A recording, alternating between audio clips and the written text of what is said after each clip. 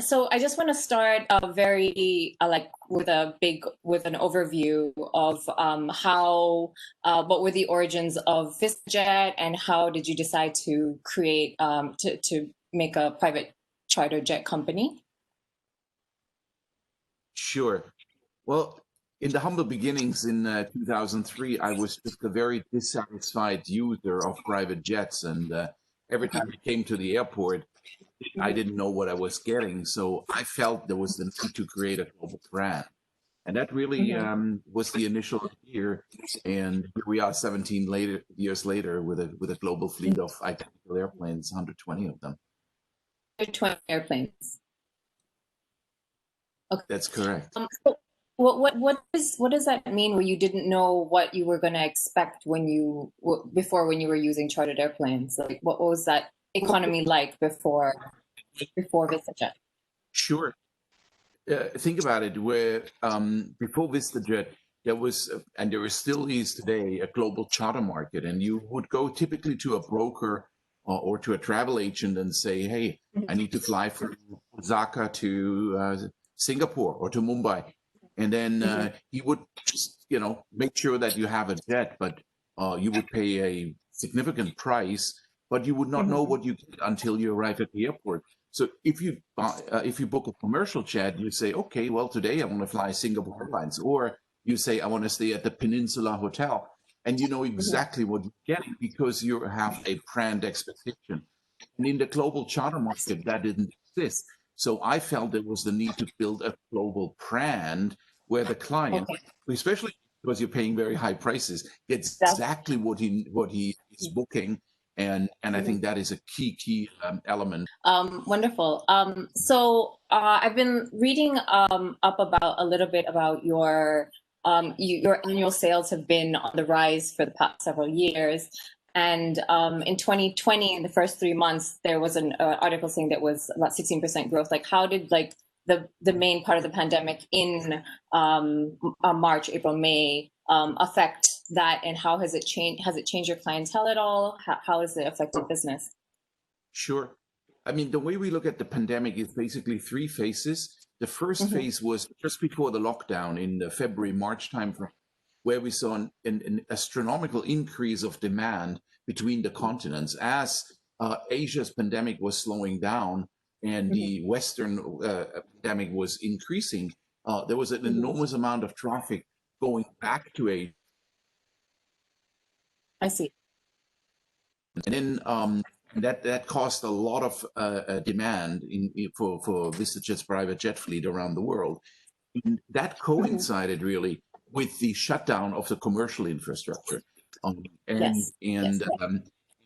were cities you couldn't even reach anymore by commercial jets. And of course, then you reach out to a private jet to make sure that you can get safely and directly to a city. So you had 2 effects. The commercial infrastructure was shutting down, and that meant that commercially you had to even change more airplanes, more airports, and the sensitivity around safety and security and health, of course, has increased at the same time. So that's really where the point-to-point traffic on a business jet comes in, because you board in one city, you end up in the next city, and you have the fewest touch points. And I think that's an important figure. If you fly a private jet, you have about only 20 touch points, whereas commercially you have about 700. So people getting more and more health. Then in April, with a global shutdown, of course, there was significantly less traffic. But then we've seen a very, very steep, what we call V-shaped recovery in the months of May, June, July, and August, where we're basically in August are back to pre-pandemic levels, or in some regions even more than pre-pandemic levels. And is your clientele the same, or have you seen like a growth in a different market of people who are now opting for private jet options because of health concerns and things like that? I think that's a perfect question. What we have seen is that our typical clients, our permanent members of what we call of the VistaJet family, are traveling less. So maybe they're traveling only 60–70% of their previous travel patterns, but the addressable market has expanded dramatically over these summer months. And there was a McKinsey study that over 90% private jets. We're actually not using private jets. But again, with the demise and the non-existence of the commercial infrastructure, people are going out and actually trying private jets as a method of transportation. And they're getting very, very used to it very fast because, of course, it's a much more comfortable way to travel. People can afford it. It's just a question of using it. And so we've seen a much expanded customer base in the Vista world. In some areas, we've seen up to a 3x of new membership signups. So not 30%, 3x of a membership sign up. And that trend has continued through the third quarter. And people just want to have access. They want to make sure they don't want to feel stuck in one area of where they live.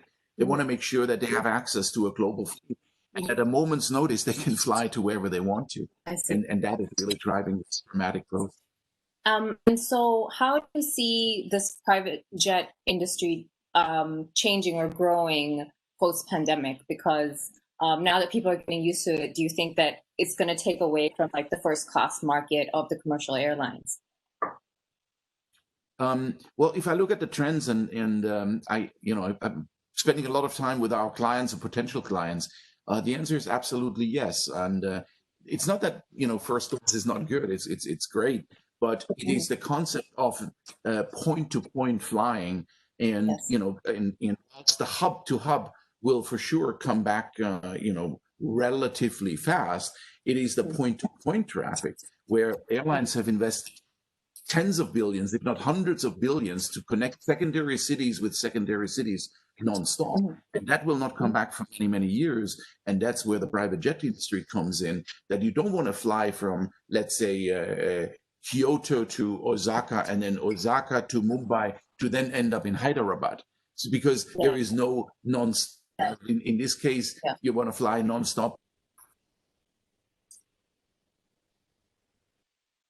For a long time because the load factors are not there, so airlines cannot offer it on a profitable basis.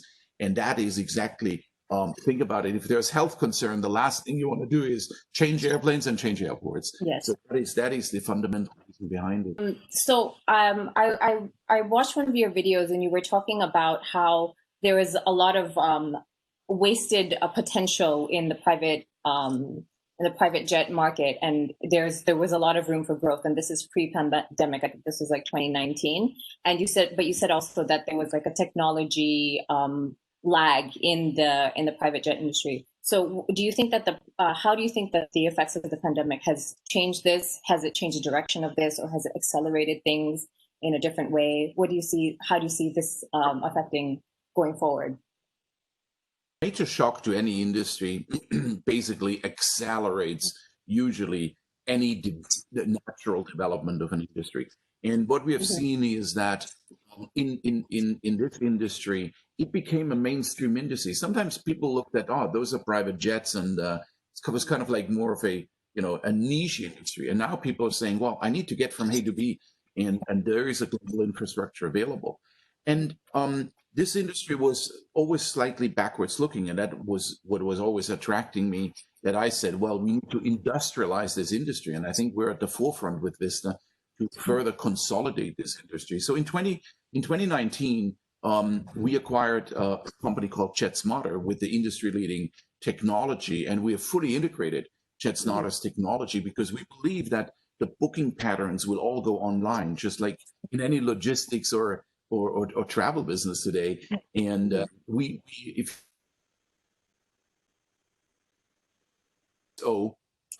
have the marketplace X, where you can book instantly any one of our aircraft, and flyxo.com, which is basically punch in of where you want to go, and it will bring out a price, and you can even go all the way to seat sharing. So if you're price conscious and you want to have maybe a slightly lower cost per trip, you can create a trip. You become you can basically crowd share this flight. And yes, you have 2 or 3 more passengers on the aircraft, but it's better than 200 or 300 on a commercial aircraft. So we believe technology is driving this industry fast, and we see a further consolidation coming in this industry because there is just too many mom and pop shops and little operators with 1 or 2 airplanes, and that is not efficient. So the client, the end client, is paying the price for a non-efficient industry. And we believe as a consolidator, eventually, effective by having more scale. I see. So you're literally talking about creating Uber for private jets.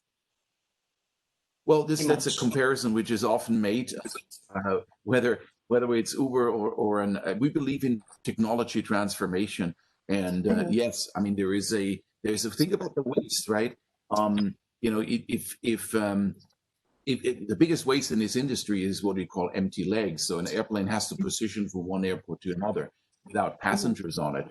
And if you have the technology infrastructure, you make sure that the potential client knows about the opportunity to jump on this airplane at a lower cost point.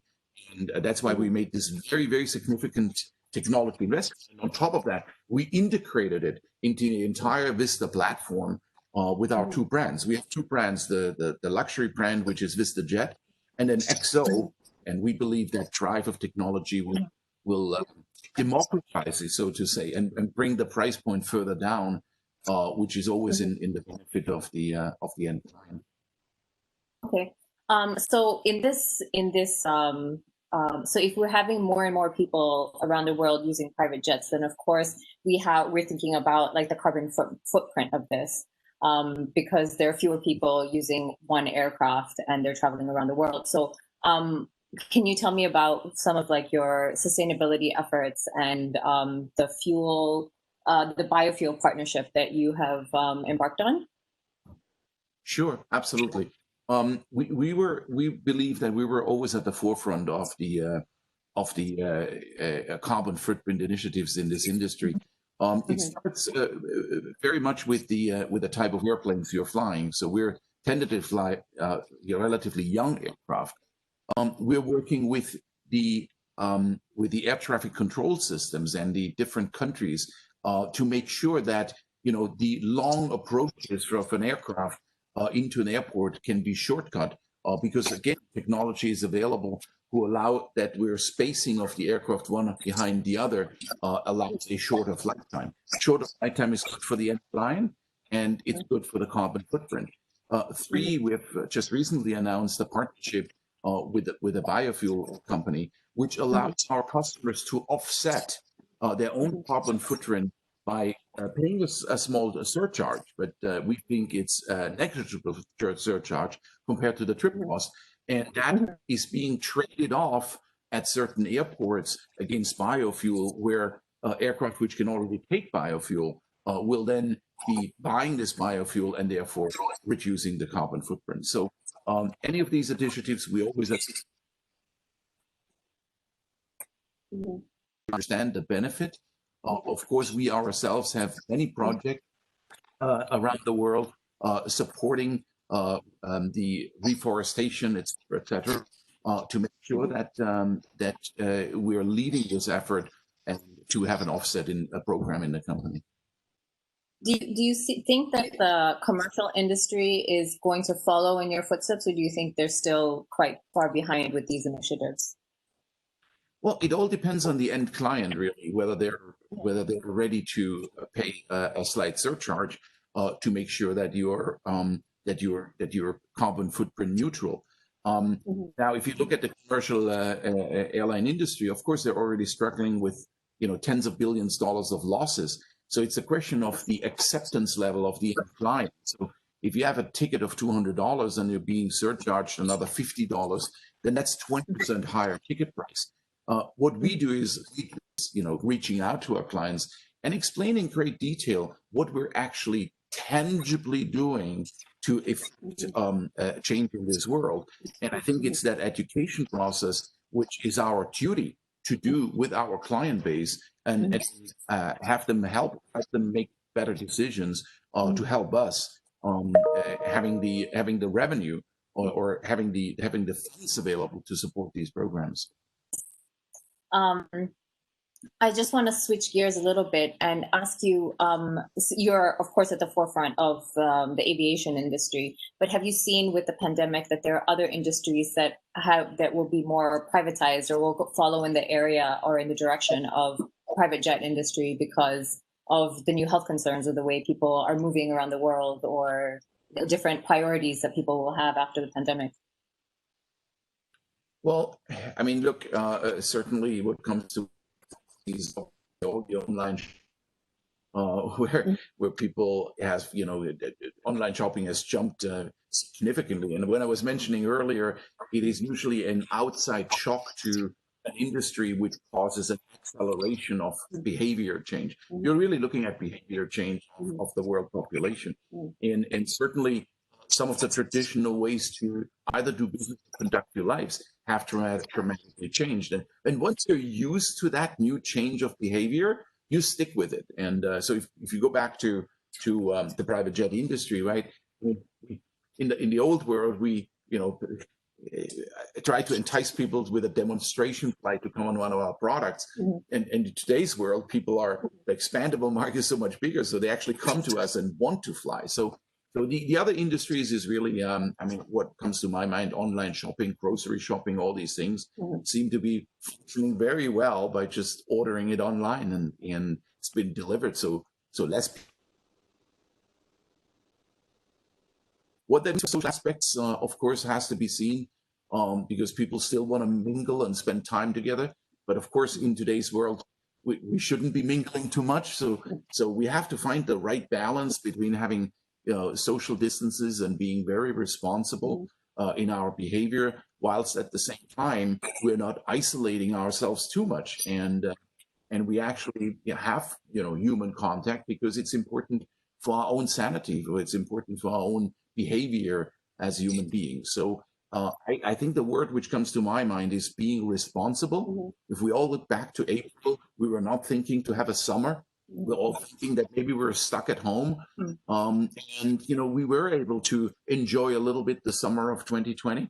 But there were also many people very irresponsible and, partying and being on tables and just the usual behavior. And I have very little respect for that.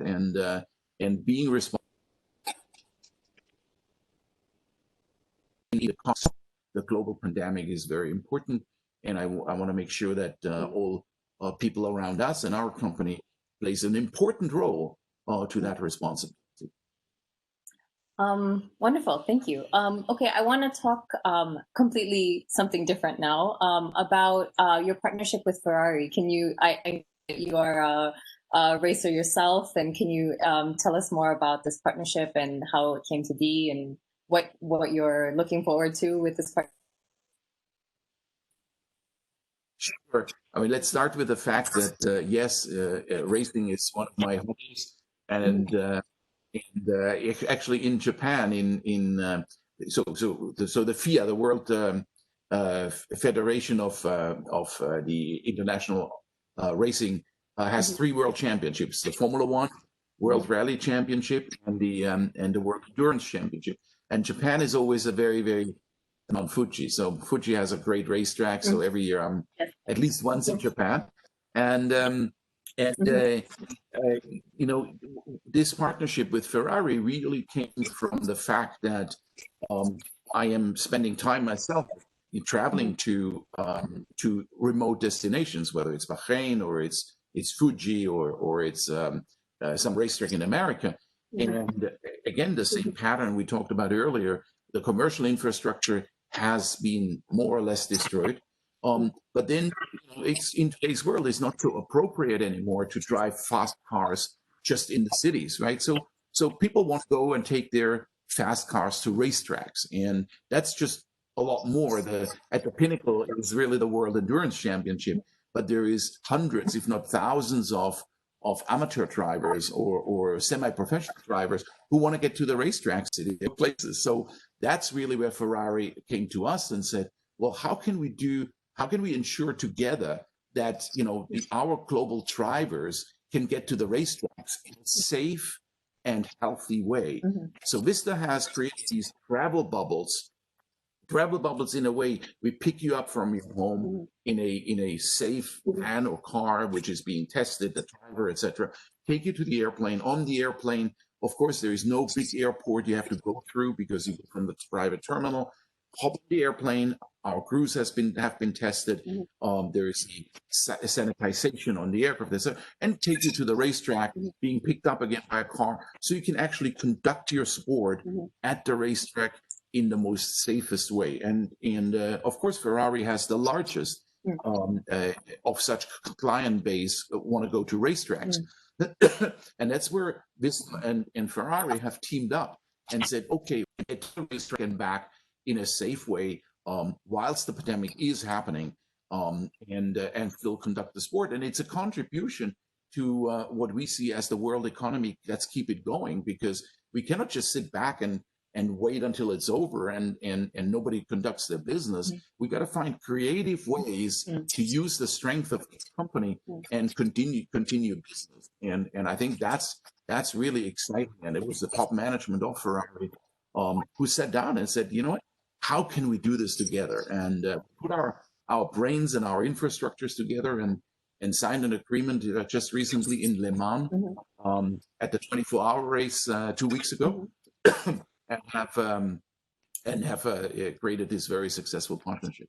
Oh, that's looking forward to seeing more of this then. If you would describe yourself in 3 words, what would those 3 words be?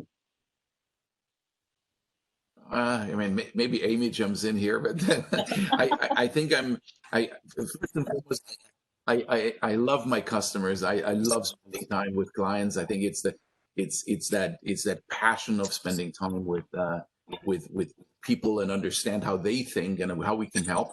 And I think the word determined comes to my mind, and I see Amy smiling in the background. I think I'm a pretty determined person.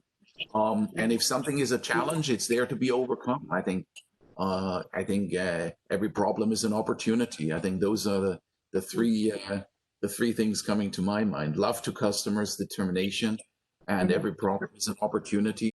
Then I would like to ask you, what do you think are the components of a good business idea for people who are like interested in learning from someone as pioneering as you? Well, look, people talk about risk and taking risk. My view of the world is that if you really deeply understand what you want to do, if you have a business idea, it just shouldn't be a chat and hey, I have a great idea. I think you need to understand every single aspect of what that means, for the client, and how you want to bring value to your client base. And if you understand, and again, it starts all with the client. If you really understand how this could be influential and good for a potential client base, I think that's the key. And then you got to provide a second to none service, and a consistent service is certainly the beginning and the end. It starts with that and it finishes with that of any business idea, to make sure that it's not just creative, but it's actually tangible and valuable for a client base. Have you been traveling as much this year as you usually do in previous years? Because I'm sure you travel all the time, but with the pandemic, has that affected your travel as much this year? Yeah, I think very much like what I was mentioning earlier, the usual travel patterns are down 30-40%, which is significant. But at the same time, yes, we still need to travel. I want to be in front of my employees. I want to be in front of my clients, and it's just important. And you still need to be in front of people and actually be there and understand it, and deeply you're going to much better feel and understand a potential problem to be resolved once you're in front of either your employee, which is employee base is the biggest capital you have, and they need to stay motivated and they need to see me.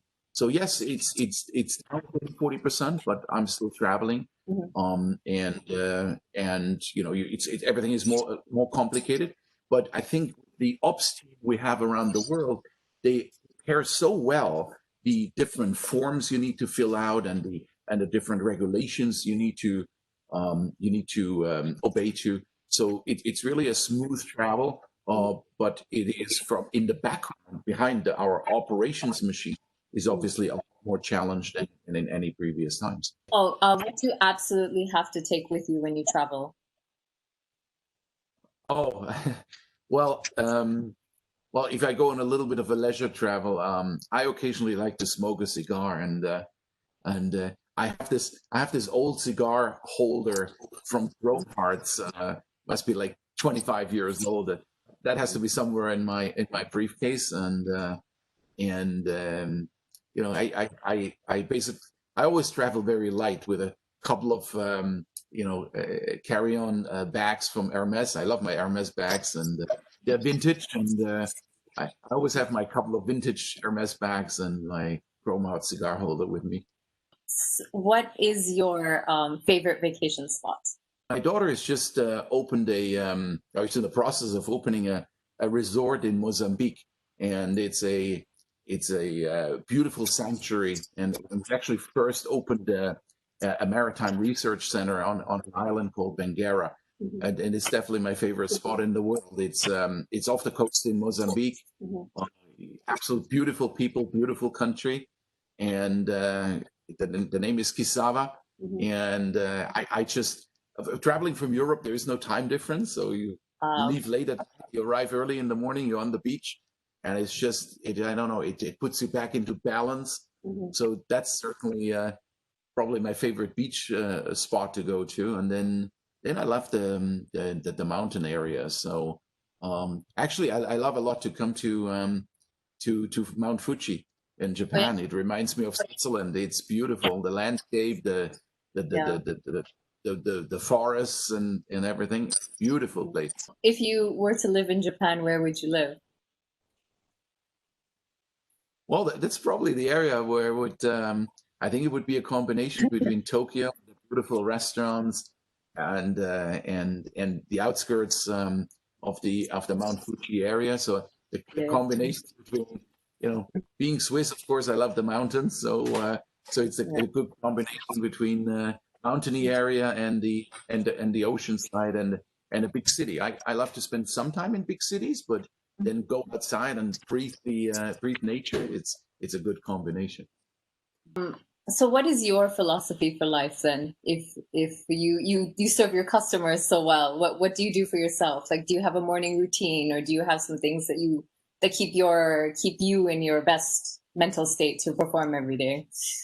So I think a certain routine is important, and especially in these pandemic days, I think exercise and taking your mind off for a while, the discipline. Determination to discipline. It keeps on coming back as our theme here. Yes, I think physical workout is important. I think it's important that I always look at it as a wheel. Life is a wheel, and if you have a wheel which is not round, it kind of like bumps you along. It has to be a really ideally perfect wheel. So I think between nutrition is important. I think eating healthy is more and more important. At the same time, physical exercise, even if you can't, is super important. And ideally, taking a little bit of your mind off business in these stressful times is important. And again, apply the discipline to it. We're all very fast with excuses. Oh, today I was so busy. I don't need to exercise because I was too busy. No, it's the wrong approach. Take that extra hour and invest it into yourself, invest it into your mind and balance in life, and you feel better the next day. Although it's tough sometimes to have this discipline, but it's certainly very, very, very important. So what is your favorite sport aside from racing? My favorite sport other than racing? Yeah, other than racing. I love to play squash. I love to play a little bit of tennis. Exercising in general is great. Exercising and racing is very much is also a very physical sport. You have to be so super fit. But other than that, a good game of squash is exciting, and it's a sport where you need to focus and meet some great people. If you were to do skydiving, which would you choose, skydiving or scuba diving? What do you prefer? Oh, I'd stay away from both. I have a believe it or not, I sometimes have little scare of heights, although Okay. as long as the plane moves, I'm fine. But if I stand still, I remember I was on this radio tower in Tokyo, and you look down. I have to stay away from the railings. Are you talking about the sky tree, the tallest one? Yeah. Yeah. But I have a slight problem on pressure on my ears, so I shouldn't go underwater. At least not more than a meter or two. So I'd stay away from both. Okay, but you have risk. That's dangerous enough. I trade this off against the beautiful sashimi restaurant in Tokyo. Whilst obviously Sky. My favorite place in Tokyo is Tomura, tiny little sushi sashimi place. Whilst others go skydiving, I have a good lunch there. So, where is your favorite restaurant in the world? Oh, that's really a very difficult question. I mean, what comes to my mind is certainly that place in Tokyo comes to my mind. Tomorrow is amazing. In Milan, it's a fish place. It's beautiful. Great wine selection. I think of a pizza place in Naples. Mm-hmm. And there's a couple of great places around the world. I just want to wrap up. Oh, speaking of wines, I actually wanted to ask you, I know that you are a wine collector and you love wines. How is it different when you select wines for consuming on board? Like, what's the thought process? How's the thought process different? Well, we actually hired a couple of big specialists and actually did a wine tasting of the same vintage and wine on the ground and in the air, and they actually reacted differently because of the altitude plays a role in this. And we very much take the guidance from some of the wine specialists of what we see on board. Certainly, certain wines and grapes are better amendable to altitude and change of oxygen and cabin pressure, really. So that is something which we go into that level of detail when we choose our wines to make sure that the customer has the best experience.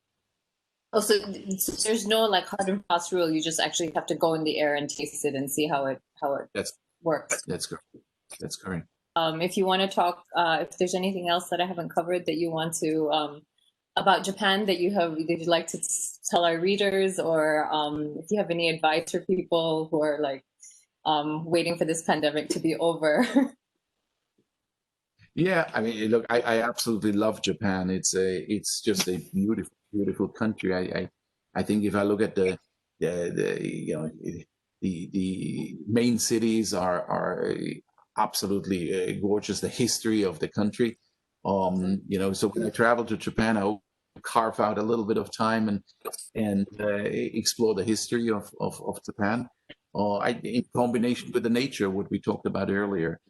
I think that balance, and then I think what I adore about Japan is the people and their in-life balance between how clean they eat and how much they adore food and how much they actually treat food as a celebration of every day and because it's important. That's who you are. What you eat is who you are. And so some of these philosophies are just wonderful.